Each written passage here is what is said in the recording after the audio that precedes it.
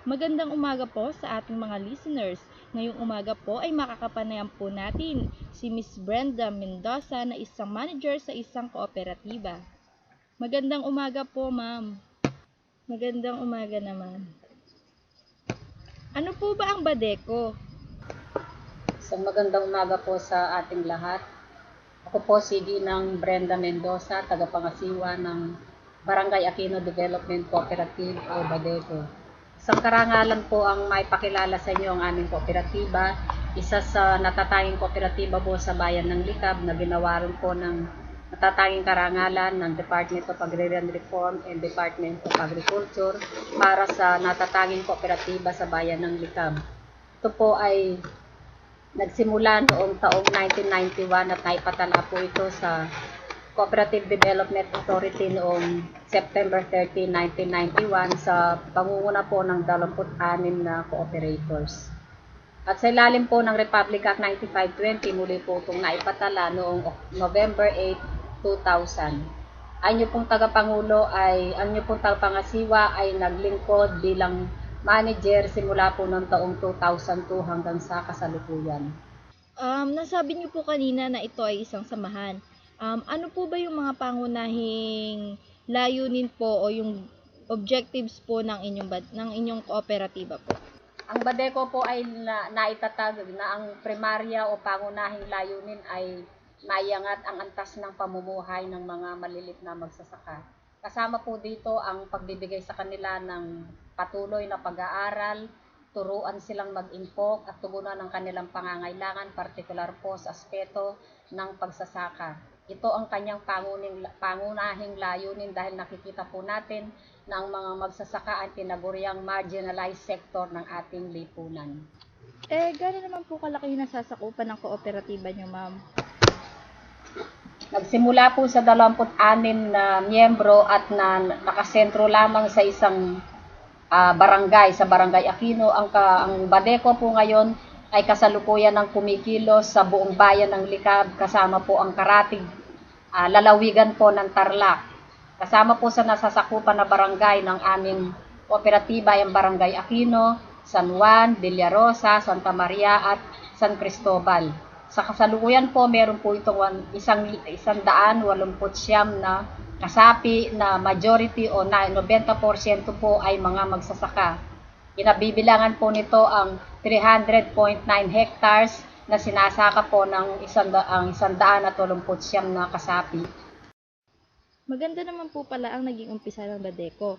Meron po ba kayong mga na-encounter na mga problema po na nag-uumpisa pa lang po kayo? Tulad po sa buhay ng isang tao, ang buhay po ng aming kooperatiba ay dumanas din ng matinding pagsubok. Taong 1993, ang Badeco po ay nahinto ang kanyang operasyon dala ng mga sumusunod na mga suliranin. Una, ito po yung kakulangan ng kaalaman ng mga namumuno at ng mga miyembro. Kakulangan po ng kanilang commitment upang yakapin ang samahan. Pangatlo ay ang kawalan ng tulong o kawalan ng mga ahensya na gagabay sa mga dapat na gawin na mga miyembro at mga kasapi sa loob ng kooperatiba. Ano naman po yung mga ginawa niyong hakbang para po masolusyonan po yung mga problema niyo pong nakaharap ng mga panahon ngayon? At may mga tumulong po ba sa inyo?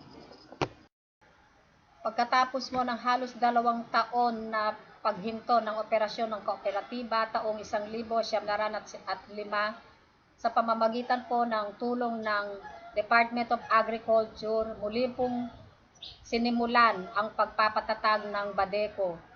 Nagsimula po ito sa isang Auto Savings Group o ASG kung tawagin. Ito po yung araw-araw na pag-impok ng mga kasapi na kung saan ay isang miyembro ang nangongolekta, pinupuntahan ng mga kasapi upang mag-impok sila at maglagak ng piso. Araw-araw na siya po na lang sinimulan bilang kanilang pondo sa pagpapahiram ng maliit na mahalaga na makakatulong sa pangangailangan ng mga kasapi.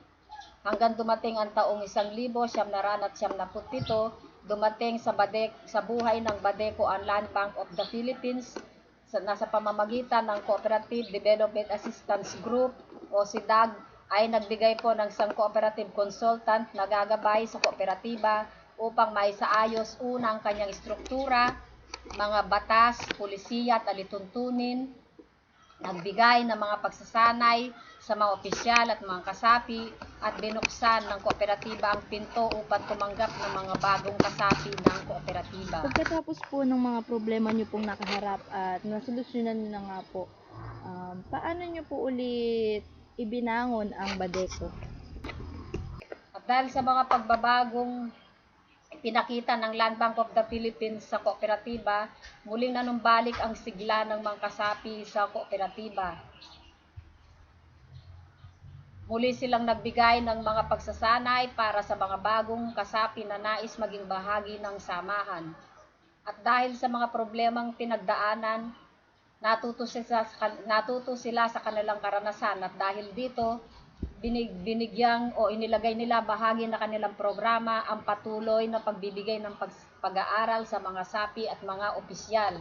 Ginawa din nila ang regular na pangkalatang pagpupulong para sa lahat ng mga kasapi at pumunta rin sila at dumalaw sa ibang kooperatiba upang makita ang ibang kalagayan ng mga kooperatiba at makapulot sila ng mga magagandang batas o alituntunin na maaari nilang gawin o gamitin sa kanilang kooperatiba. Ito ang lalong nagpaigting upang ang samahan ay muling magsikhay at gawin ang kanyang kakayahan upang maisaayos ang lahat ng mga batas at pulisiya niya upang patuloy itong makapaglingkod sa kanyang mga kasapi. Ano naman po yung mga programang pinapatupad nyo po sa Badeco? Bilang resulta ng pagsisikhay na ito ay muling umigting ang pagsisikap ng mga kasapi na paunlarin ang samahan sa pamamagitan ng pagpapalaganap ng programa. Mula sa simpleng pagpapautang, lumago ang kanyang serbisyo at programa at kasama dito ang pagpapautang hindi lamang sa pagsasaka, kundi kasama na dito ang multi-purpose loan tulad ng provident loans, emergency loan at tinugunan din ang pangangailangan ng mga kasapi para sa mga livelihood projects o income generating projects para sa mga kabaihan na kabalikat ng kanilang asawa sa pagpapaunlad ng kanilang pamumuhay. Ganon din, pinaigting din ang tinig ng mga kasapi sa pamamagitan ng pagpapataas ng presyo ng palay. Kaakibat nito ay pinaigting din ng kooperatiba ang pagpapababa sa presyo ng mga pataba at gamot sa pamamagitan ng pagkakaroon ng collective buying o isahang pamimili ng mga kailangang pataba at gamot sa isang dealer. Sa ganitong sitwasyon ay nagkakaroon ng mas malakas na tinig ang kooperatiba kaya nakakakuha ng mga gamot at pataba sa mas mababang presyo. Kaakibat din ng programang itinataguyod ng kooperatiba ay ang pagpapatayo ng gasoline station upang tugunan ang pangangailangan ng mga kasapi sa krudo at gasolina. Dahil ang sakahin sa lugar ng likab ay bahay na minsan lamang sa isang taon nagagawa at ito ay at sila po ay gumagamit ng mga deep well na kung saan ay malaking bahagi ng mga makinaryang ito ay gumagamit ng diesel. Itinaguyod din nila ang scholarship program para sa mga anak ng mga kwalipikadong miyembro na kung saan sa kasalukuyan ay meron po itong 4 na scholars na pinag-aaral sa 2 state university, sa Nueva Ecija State University at sa Central Luzon State University. Ang Badeco ay katuwang din po ng pamahalaan sa pagbibigay ng mga serbisyong pangkomunidad. Katuwang po ito sa pagsasagawa ng regular dredging ng mga kanal o paglilinis ng mga ilog na nagiging sanhi ng pagbabara ng mga kanal upang magkaroon ng pagbabaha sa mga nasabing lugar. Ganon din sa panahon ng kalamidad tulad ng bagyo at baha, katuwang din po ng pamahalaan ang Badeco sa pamimigay ng tulong sa mga apektadong residente ng barangay sa pamamagitan po ng calamity assistance o mga grocery at iba't ibang uri ng mga gamit na ipinamimigay tuwing may kalamidad. Ganon din ay nagbibigay din po ito ng mga Christmas gift sa mga hindi residente ng barangay in the form of groceries. Ang kooperatiba ay patuloy din po nakikipag-ugnayan sa iba't ibang kooperatiba sa lalawigan ng Nueva Ecija. Sa kasalukuyan, ito po ay miyembro ng Federation of Patriotic Cooperatives of Nueva Ecija na kung saan ito ay isang secondary federation na pinaiigting ang tinig ng iba't ibang kooperatiba upang tugunan ang iba't ibang suliranin na may kinalaman po sa pagpapatas ng presyo ng mga palay at upang tugunin ang iba't ibang pangangailangan pa ng mga kasapi ng kooperatiba.